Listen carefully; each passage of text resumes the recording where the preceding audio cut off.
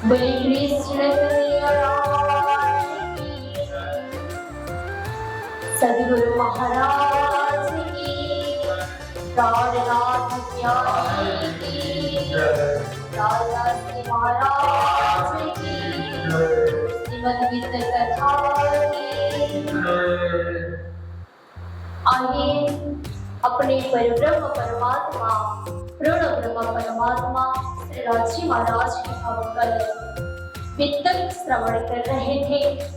हमारे निजानंदाचार्य सद्गुरु महाराज की कथा, हमारे निजानंदाचार्य स्वामी जी श्री प्रहलाद जी महाराज की कथा, इसे हम संपूर्ण सुंदर सा जी के इस कथा में हम सबको आवेदन किया जाएगा। हमारे लाला से महाराज ने कितने महान कृपा के सागर श्री राजी की कृपा से हमारे पास में रख दिए गए हैं।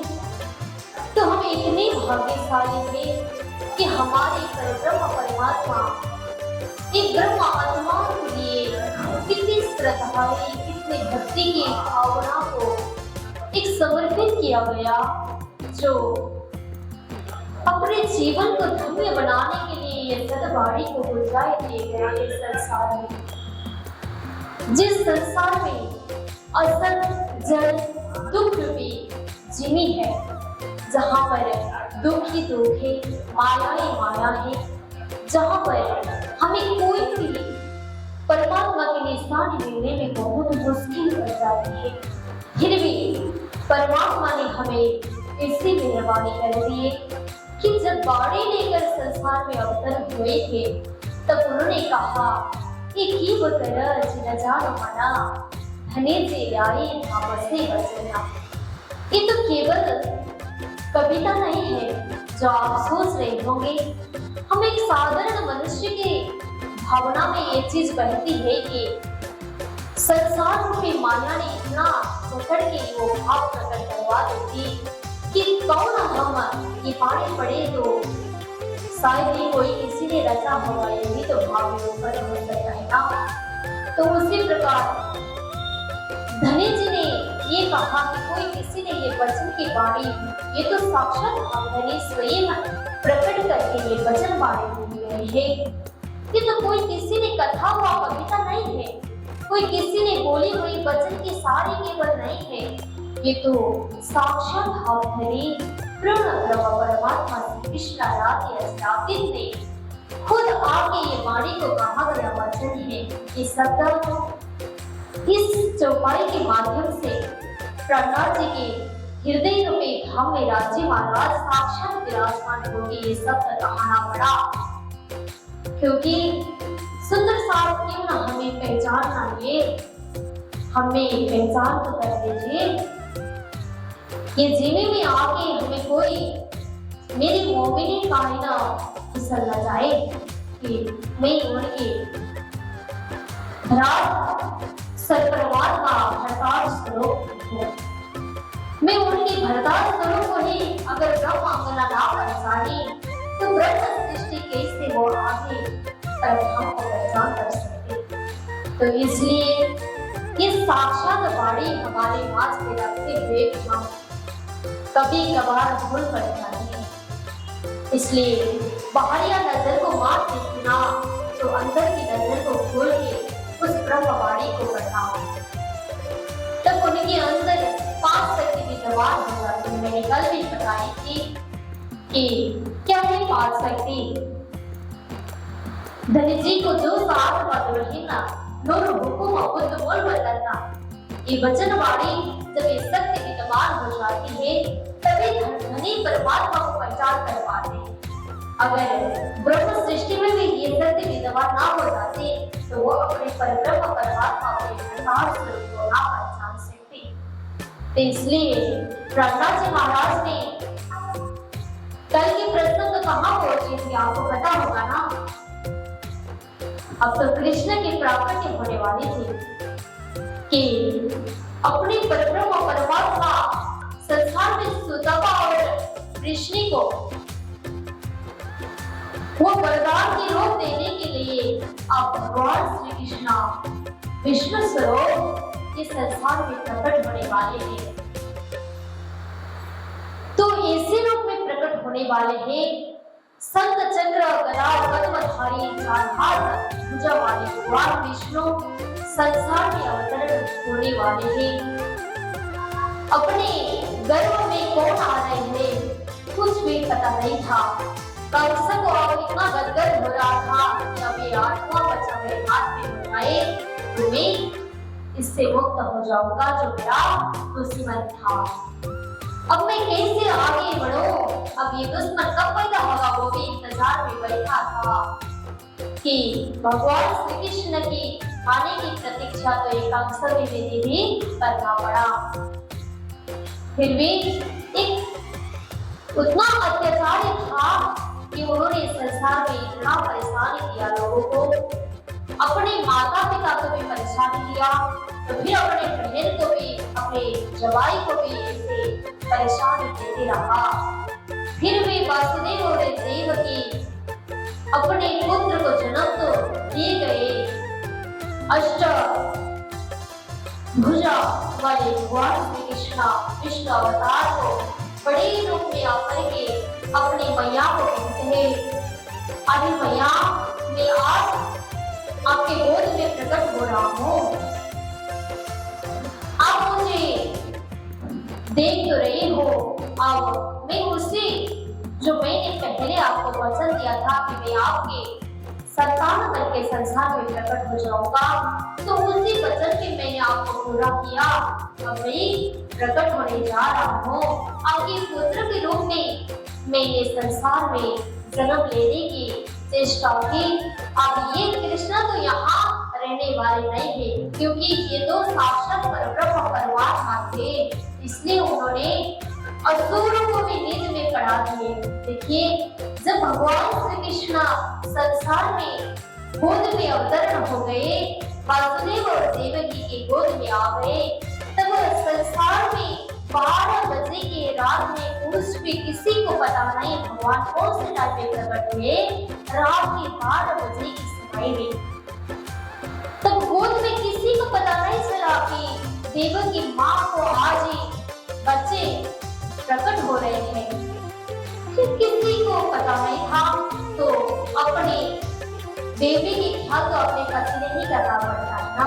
तो उन्होंने अपने मैया जो अपनी पत्नी की बेबी थी उनको ध्यान वासुदेव ने किया था। तब वो दोनों को ये सारी चीज को पता चला तो अब भगवान श्री कृष्ण अवतरण होके कहा रहते रहे थे, अरे नंद बाबा के घर में एक कन्या पैदा होगी तो उनको उठा के ले आना दो। तो ये जो बच्चा पैदा होने वाला है इनको नंद बाबा के घर में छोड़ के आना। अगर ये आप करोगे तो संसार में सबकी कल्याण हो जाएगी और आप लोगों की भी कल्याण हो जाएगी। आपके तो बच्चा होके पैदा हुए हैं लेकिन संसार को कल्याण करने वाले लोग आ रहे हैं। ये साधारण से बच्चे नहीं है, देखने में किसी के बच्चे हैं, कौन किस रूप में बाबा मिलते हैं भगवान, कौन किस रूप में आके परमात्मा मिलते हैं, कौन किसके गोद में परमात्मा की अवतरण होती है वो भी किसी को पता नहीं होता। लेकिन जरूर अच्छी कर्म करने चाहिए, चाहे जो भी हो। एक इंसान की जन्म हो ही जाए तो उन्होंने अच्छी कर्म करके ही संसार से जाना पड़ेगा, क्योंकि पहले जन्म में कृष्ण की माँ और बाप ने भी भगवान विष्णु की आराधना किए थे, परमात्मा की आराधना किए थे, इसलिए उनको खुद परमात्मा ही प्रकट उनके गोद में हो गए। तो उन्होंने एक माँ बाप की इच्छा पूरी करके नहीं आए, वो तो विश्व कल्याण और जगत कल्याण के लिए ही उन्होंने इस संसार में प्रकट हुए। फिर माता पिता के नाम किसका रहा? वासुदेव और देवकी की। एक माता पिता के नाम रोशन करने के लिए अपने बेटा भी अच्छा होना चाहिए ना, तो अपने बच्चे को अच्छी तरह से समझने के लिए माँ बाप भी अच्छे होना चाहिए, है ना। तो यहाँ इस प्रकार की जन्म होती है कारागार में। द्विभुज मुरली हस्तम रत्न भूषण भूषित तब देखिए इतना महान स्वरूप उनके गोद में पधर रहे हैं। बोले कृष्ण कन्हैया लाल की। नंद घर में आनंद का प्रवेश होने वाला है। सुर असुर ही नींद में पड़ गए। पूरा दरवाजा खुल गया कि कितना बड़ा बड़ा ताला लगाया हुआ होगा, फिर भी वो पूरा परमात्मा के सामने क्या हो गया, निकल पड़ा। कोई भी कुछ परवाह नहीं पड़ा। उनको कोई किसी ने रोकना नहीं सका, रोक ही नहीं सके। फिर भी उन्होंने परमात्मा की कृपा से उनकी नजरों से वो बंधन पूरा खुल गया। तो देवकी को कुछ भी पता नहीं था। वासुदेव ने अपने बेटे को लेकर गोकुल में प्रवेश हुए। गोकुल में घर आनंद हो गया। गोकुल में अपने लीलाओं की जारी हो रही थी। तो वहां जाके एक कन्या को उठा के उन्होंने नंद घर से वो कन्या, उनके नंद बाबा की बेटी जो कन्या जन्म हुई थी, उनको उठा के ले आए कंस के दरबार में। तो फिर वो सारी दरवाजा क्या पड़ा, पहला जैसा था वैसे ही बंद पड़ा। किसी को पता नहीं था कि भगवान श्री कृष्ण को नंद घर में प्रवेश किया गया है। बोले नंद घर आनंद भयो, जय कन्हैया लाल की। नंद घर आनंद भयो, गोकुल में आनंद भयो, गोकुल में आनंद भयो। हाथी से घोड़ावती, हाथी से घोड़ावती, नंद घर आनंद भयो। तो इस प्रकार नंद घर में आनंद का अनुभव हुआ कि परब्रह्म परमात्मा नंद घर में प्रवेश हो गए। तो कन्या को अब दरबार में या गए थे। विष्णु चतुर्भुज हुई तो भुज स्वरूप में आए जोया। तो भुज स्वरूप पार भये, जेहि अक्षर की सूरत को देखा। तावे श्री पुरुषोत्तम आवेश भो रास लीला करनी प्रवेशा। भागवती अष्टमी बुधवारी मत देसी महामोहा रात्रि भारी। भगवान श्री कृष्ण की जन्म हुई भाद्र कृष्ण पक्ष अष्टमी की तिथि बुधवार की थी। रोहिणी नक्षत्र रात के ठीक 12 बजे के समय में उन्होंने जन्म लिए। संसार की धरती पर माया के जाल पर फिर उन्होंने इसको पूरी तरीके से नष्ट करने के लिए संसार में अवतरण किए थे। तो फिर अपने नंद घर में प्रवेश होने के बाद उस कन्या को आए थे। तो उसके बाद में ऐसा प्रवेश हुआ परमात्मा वैसे सुर पूरे गंधर्व जैसे वैसे असुर थे, उनको सारी को बंधन की माया में फंसा दिए। तब भगवान कृष्ण अपने लीलाओं की प्रविष्ट में चल रहे थे। उसी समय नंद बाबा ने सारी ब्रजगोपियों को खबर दिए कि मेरे घर में लाला हो गए हैं। तो सब लाला को दर्शन करने के लिए पूरा लालायित हो गए। जो जिन ब्रह्म सृष्टि आत्माएं थे उनको तो पता चला गया कि हमारे आत्मा के भरतार स्वरूप कृष्ण तो प्रकट हो गए। कहाँ प्रकट हो गए? नंद घर में प्रकट हो गए। नंद बाबा के घर में हमारे भरतार स्वरूप कृष्ण जी तो प्रकट हो चुके हैं। क्यों ना हम ना मिल जाए? हम तो उनसे मिलना चाहिए, क्योंकि जिन गोपियों के साथ में सुरता प्रकट हुई थी परम धाम से, उन गोपियों को तो तलाश थी कि हमारे मालिक कहाँ प्रकट हुए और कहाँ है, उनको तो तलाश थी।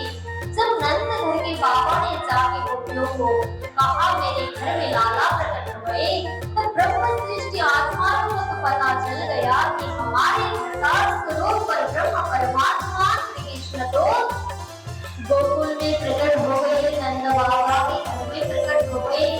क्यों ना हम उनके दर्शन के लिए न जाए?